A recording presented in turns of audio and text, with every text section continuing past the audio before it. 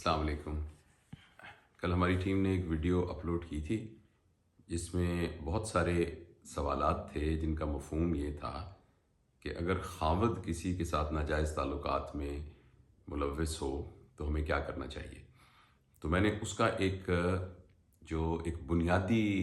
फ़लसफ़ा था और जो बुनियादी पैराडाइम था उसका ज़िक्र किया था।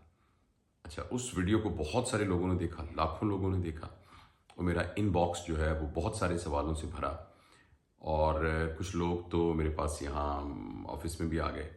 और आके उन्होंने, जो कि भावलपुर में रहते थे, उन्होंने कहा जी इस सिलसिले में हम मज़ीद आपसे कुछ एक्सप्लेनेशन चाहते हैं, कुछ और जवाबात चाहते हैं। तो मैंने मुनासिब समझा कि मैं थोड़ी सी कुछ ऐसी बातें जो तशना रह गई उस वीडियो में वो मैं बयान करना चाहता हूँ। मैंने ये कहा था कि जब हम बच्चियों की तरबियत करते हैं तो उस तरबियत में ये बात शामिल होनी चाहिए कि अगर नामसाइद हालात हों और कोई टफ़ टाइम मिले उसको अपनी मैरिटल लाइफ के अंदर, तो उसको किस तरीके से बिहेव करना चाहिए। और मैंने ये बताया था कि हमें ये बच्चियों को सिखाना चाहिए कि अगर फ़र्ज़ करें आपकी सास के साथ आपका कोई तनाज़ा हो जाता है, आपकी नंद के साथ कोई तनाज़ा हो जाता है, देवर और भाभियों के साथ कोई तनाज़ा हो जाता है, तो उस सिलसिले में कितनी टॉलरेंस की ज़रूरत है, किस तरीके से मामला फ़हमी की ज़रूरत है, ये वो तमाम बातें हैं जो हमारी तरबियत का हिस्सा नहीं होती। अच्छा, चूँकि ये हमारी तरबियत का हिस्सा नहीं होती, बच्चियाँ हमारे घर में अमूमन बहुत नाज़ो नेम से पली होती हैं, वो बहुत लाडली होती हैं और माँ हमेशा उनका ख्याल रख रही होती है। और ख़ास तौर पे अब वो बच्चियाँ जो यूनिवर्सिटी कॉलेजेस में जाती हैं, प्रोफेशनल एजुकेशन हासिल करती हैं,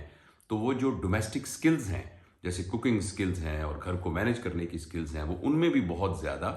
उनमें महारत नहीं होती। और जब वो जाती हैं ससुराल के घर में तो वहाँ ये तवक्को होती है कि वो इस मामले में भी अपना रोल प्ले करेंगी। तो इस सिलसिले में जहाँ तो बहुत खुशहाली हो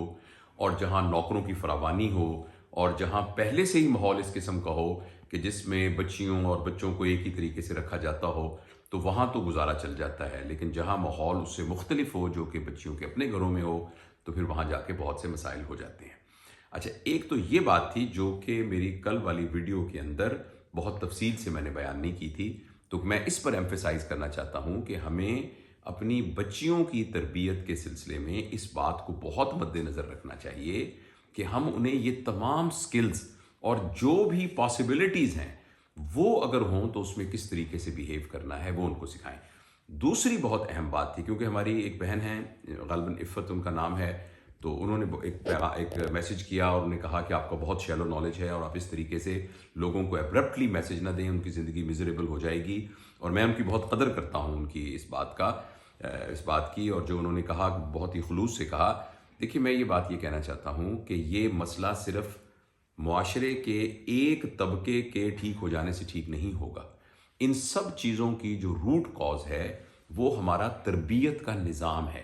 बच्चियों की तरबियत में जहाँ जो बातें मैंने पहले अर्ज़ की हैं उनका ख्याल रखने की बहुत ज़रूरत है। वहाँ वालदैन की ये भी ज़िम्मेदारी है कि जिस तरीके से वो अपने लड़कों के बारे में फ़िक्रमंद होते हैं कि ये बरसरे रोज़गार हो और ये अपने पैरों पे खड़ा हो और ये बाद में अपनी फैमिली को सपोर्ट कर सके, इसी तरीके से शरई तौर पर भी लड़कियों का हक है कि लड़कियों को उनकी जायदाद में से हिस्सा मिले।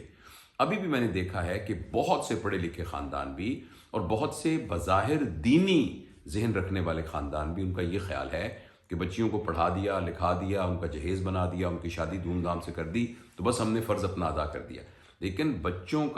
का जो शरई हक है, जो उनको जायदाद में हिस्सा मिलना चाहिए, वो बहुत से घरानों में अभी भी नहीं दिया जाता। और ये प्रिज्यूम किया जाता है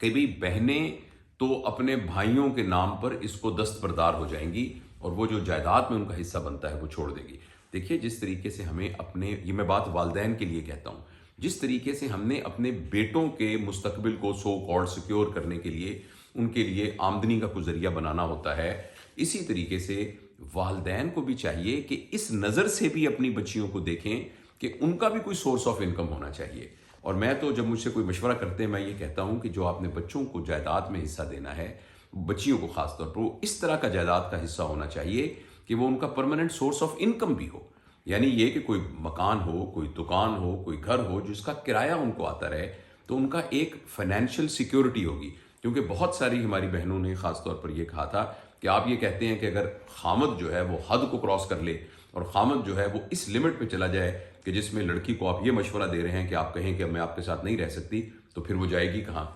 तो बिल्कुल ये बात दुरुस्त है कि अपने मारूजी हालात को मद्देनज़र रखकर दानिशमंदी के साथ ही एक फ़ैसला करना है। इस सिलसिले में वालिदैन की ये जिम्मेदारी है कि वो अपनी बच्चियों की तरबियत के साथ साथ उनकी इस तरह की फाइनेंशियल सिक्योरिटी का भी कोई बंदोबस्त करें और कोई ना कोई उनकी, ख़ास तौर पे जायदाद में से हिस्सा देना ये तो बहुत ज़रूरी है। अगर हम अपनी बच्चियों को अपनी जायदाद में से हिस्सा नहीं देंगे, और इसको अपनी ज़िंदगी में ही कर देना चाहिए। हम ये तवक्को रखते हैं ना कि भाई ये मेरे बाद कोई बात नहीं, ये सब कुछ ठीक हो जाएगा, लेकिन सब कुछ ठीक नहीं होता। जो आने वाले नए लोग होते हैं वो फिर पैसे के लालच में आकर बच्चियों की हक तलफी करते हैं। लिहाजा अपनी ज़िंदगी में ही अपनी जायदाद में से बच्चियों को हिस्सा दे देना चाहिए, उनको फाइनेंशियली सिक्योर करना चाहिए, इस बात की दुआ देनी चाहिए कि वो अपने घर के अंदर खुश व खुर्रम रहें और एक खुशी का माहौल बना के अपने घर में रहें। लेकिन अगर खुदा न खास्ता कुछ ऐसे हालात होते हैं जिसमें वो लिमिट जो कल मैंने आपसे अर्ज की थी वो क्रॉस हो जाए, यानी एक बच्ची है, उसका खामद उस पर जुल्म करता है, उसको मारता पीटता है, या वो खुद नाजायज़ ताल्लुकात है उसके लोगों के, यानी एक्स्ट्रा मैरिटल रिलेशनशिप है, और वो उसके ऊपर कोई नादिम नहीं होता और उसके ऊपर इंसिस्ट करता है और ये समझता है कि लड़की को उसको चुप करके सबर जब्त कर लेना चाहिए, तो ऐसी सूरत के अंदर वो लड़की अपने खामद की मोहताज ना हो। तो ये बात है जो कि इस एक्सप्लेनेशन के साथ मैं कल वाली अपनी बात की कंटिन्यूएशन में आपके साथ शेयर करना चाहता हूँ। तो वालिदैन की बहुत जिम्मेदारी है कि इस एस्पेक्ट के ऊपर नज़र रखें। शुक्रिया।